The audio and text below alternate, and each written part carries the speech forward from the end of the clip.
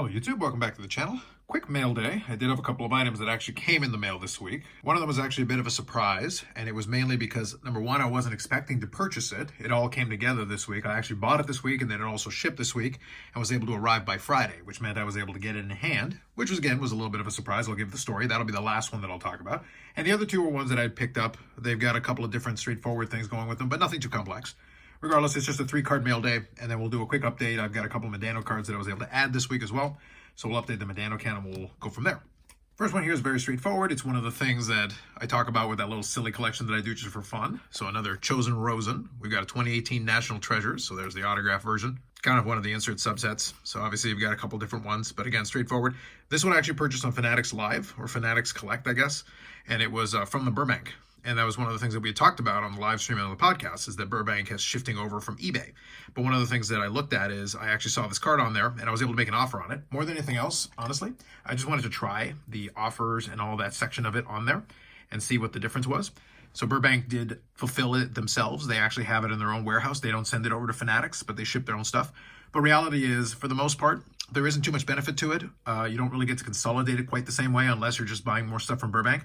Since they're the ones fulfilling it, it's not sitting in the vault. And at the same time, you didn't really have the option to send it directly to the vault because Fanatics didn't have it. However, you could technically put the shipping address as the vault and do it that way. It's a bit of a roundabout way, but then you'd still be paying for shipping.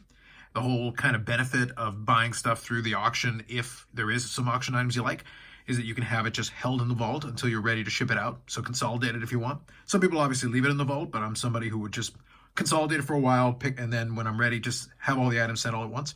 So you do lose out on some of that. So it just made the card, this card actually was more expensive than it would have been if I had just purchased it on eBay, just because the shipping was a little bit higher, I think, based on what the last eBay purchase I made was. Other than that, it's very similar. In this case, it was a buy it now best offer. They did take the best offer, so I knocked a few dollars off, but it wasn't anything crazy. Regardless, bottom line, another addition there for the Chosen Rosen, so it'll go in the box with the other ones. Next one here is actually nothing too crazy either. It's a post-playing days card. It's 2015, 2016 NHL Overtime Hockey from Upper Deck. It's the Luminary Legends. So there's a blue version here. A couple of different versions of it. I think there's 3 in total. So this one's numbered to 25. This one was from a Canadian seller, so I was able to get a quick shipping, relatively inexpensive. So for me, it's one of those ones where usually stuff like this, I'll buy at COMC. But if I'm able to get it relatively cheap, then especially a local seller, that's fine. I was able to get that in the mail pretty quick, so that came in the mail this week.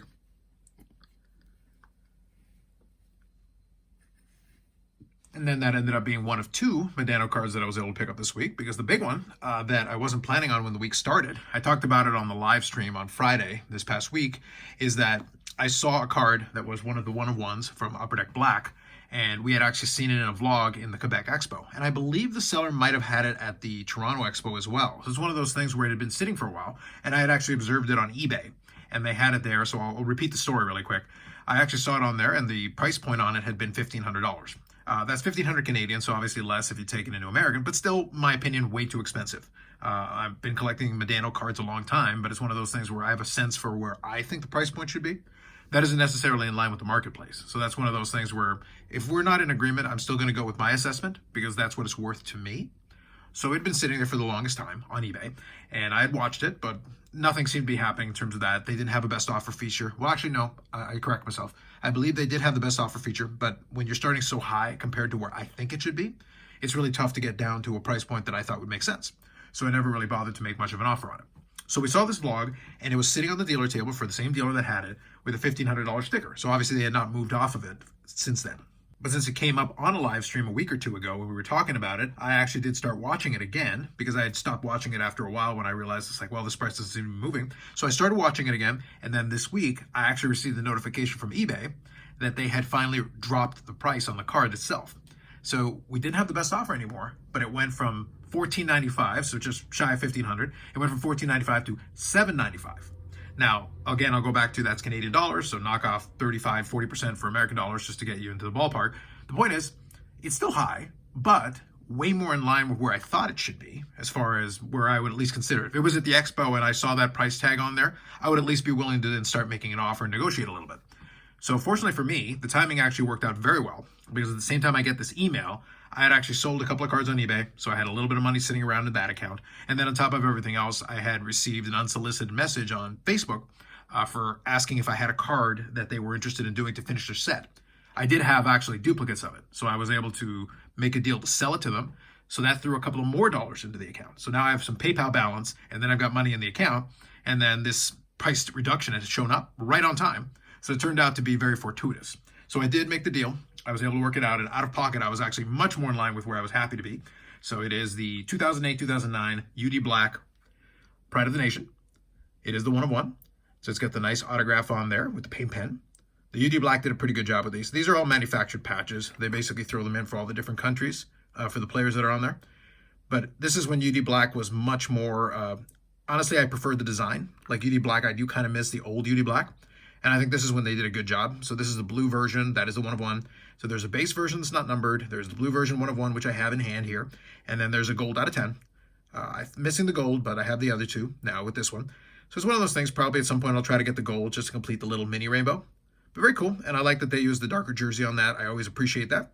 But overall, a decent design on this card, and I like that I was able to add it to the collection for a price more in line with where I thought it should be. So that was kind of the big pickup of the week, but nonetheless, added 2 Medano cards to the collection, added one for the Chosen Rose, and I was able to try something out that I wanted to test out for myself. So I got a little bit of information in that regard, which is great. But overall, that means that I was able to pick up those 2 items. So let's do a quick update to the Medano count here. So now I'm sitting at 2,741 different Medano cards. This autograph that I include here in the middle is actually my 350th different autograph card, certified autograph specifically in terms of the collection. 674 memorabilia cards, because that is a manufactured patch, so it doesn't count towards it. I don't count the manufactured patches towards the memorabilia cards, but nonetheless, a nice one to add to the collection. Happy to add it in there, and another 1 of 1 for the collection as well. I kind of lost count of how many 1 of 1s I have, but it's one of those things where if I can get one, I try. If the price point is reasonable, if I'm happy with it. More than anything else, what it does for me, though, is it's going to kind of put a little slowdown on purchases for the next little bit, because the expo is starting to come around the corner.